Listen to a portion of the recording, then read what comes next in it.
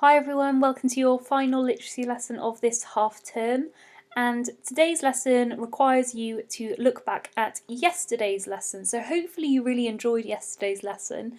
I know I really enjoyed teaching it in school, and it was really nice to get a little tour of the Pantheon because it is somewhere I've never visited. I've never actually been to Rome, but I would love to, and I think it looks like an amazing place. So yesterday we wrote a postcard about visiting the Pantheon as if we were going there in the modern day, not as in the Roman times.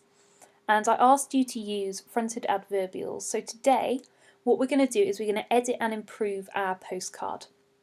So I'm going to talk you through this sheet. I'll add this onto the assignment so you can print it off. And you need to complete this sheet and then edit and improve your postcard. So some of you might not have too much editing to do, that's fine, this lesson won't take you very long. If you do have a few things to add in, that also shouldn't take you too long. You'll just need to possibly write out your postcard again. I've put another template for a postcard on this sheet on the next page, which I'll talk you through. So don't worry about it, all of this is going to be explained in this video. So today we shall be editing and improving our postcard. Right, number one. Firstly, we shall be looking at the basic components of a postcard. So when you have this sheet, or you can write it out yourself if you do not have a printer, please tick the ones you have completed in yesterday's work. So number one, have you written it, dear someone, comma. So like in my example yesterday, I wrote, dear mum and dad, comma.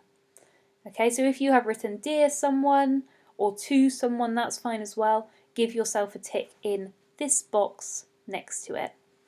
And exactly the same from and then your name. Okay, so I wrote from Miss Knowles or from Freya because that is my name, and then I would put a tick there because I have included that.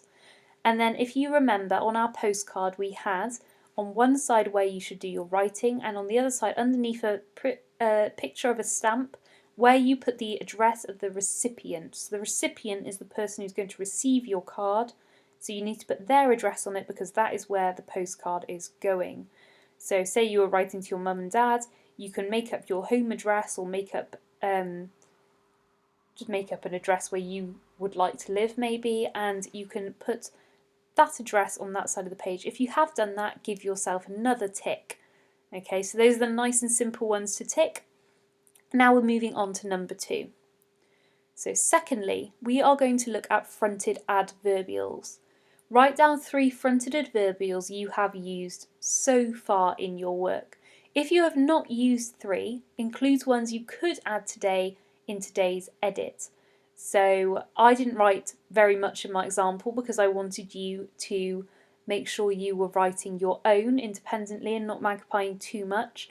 But we could use exactly what I have written at the start of these sentences. So you could use firstly, secondly, thirdly. You could also use when I looked up. So if you're talking about the ceiling, maybe you're talking about the oculus, which is that hole in the ceiling, you could say, when I looked up, comma, I saw a spectacular opening in the ceiling called an oculus. So our fronted adverbial there would be when I looked up. You could also use when I looked down, comma. So when I looked down, I saw there was drainage in the floor which washed away the rainwater which came through the hole in the ceiling. When I looked at the walls, comma, when I looked at the walls, I saw some amazing mosaics. There are loads of things you could use. Maybe you could use suddenly, comma, it started to rain, exclamation mark. So our fronted adverbial there would be suddenly. So there's loads of things. I just want you to write 3 fronted adverbials, either ones you have already included or some ones which you'll add in today's edit. Alright, on to our third one. So thirdly, we are looking at the facts in our postcards. So I would like you to write down 3 facts you have included in your postcard from yesterday's video. Okay, so yesterday's video had loads of facts. I just want you to write down 3 from yesterday's video, 1, 2 and 3. If you have not included 3 in your postcard so far, go back and watch that video. So go on to Home Learning, Week 6 and Thursday and watch yesterday's video on the Pantheon. It's only a few minutes long, and write down 3 facts from that video. And those are the facts that if you have just written them in today, those are the facts you can add in today's edit. Right, number 4. Finally, we are checking our SPAG. So that is our spelling, punctuation and grammar. So tick off all of these things you have done. If they are left unticked, you know that there is something you need to change in your edit.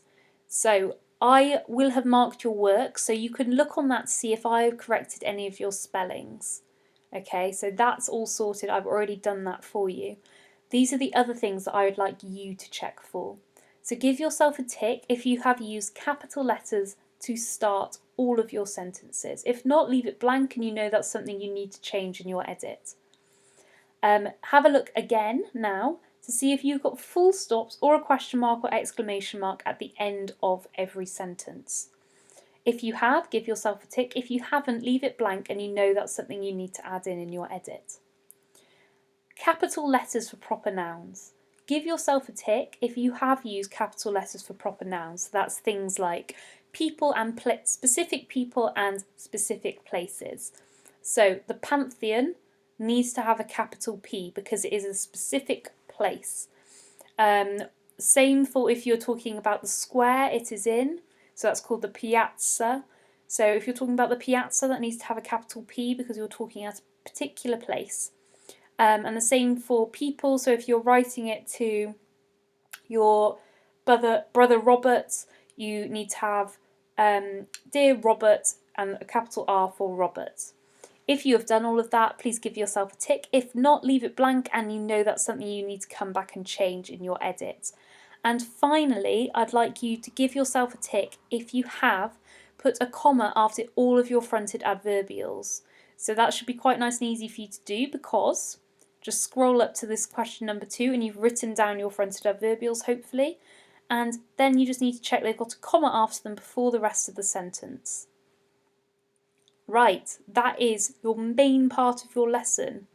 If you have a lot to change, as I'm about to explain, you might need to rewrite it out, but it won't take as long as yesterday because you've got all of that information just above that we've written and yesterday's work to help you. So, you may want to edit your postcard with a different coloured pen or pencil so I can see your changes. So say you've only got a few little changes, maybe you forgot to put your comma after your fronted adverbials and your capital letter at the start of your sentence, but you don't have to add anything in. Then I would just get a green pen or any colour pen that you have that's different from what you've already used, or a pencil, and then change those things in those colours on yesterday's work. And then you are done. If you have some sentences you need to add in, so if you need to add in some facts or you need to add in some fronted adverbials, so some extra sentences, you might want to rewrite it out. You might want to edit it on your first one, but it might look a bit messy, and then you might want to write it out again.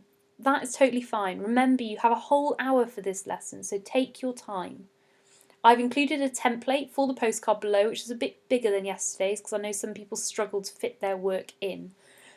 So if you need to write out with your edits again, then you have this postcard here to do that on. I hope this doesn't take you too long, guys. Hopefully shouldn't take you the whole full hour, and then you'll have a little bit of free time. This is your final literacy lesson. Make yourself proud. I know you can produce some really, really good work. And I'm really looking forward to talking to those of you that have signed up for our Zoom meetings after half term.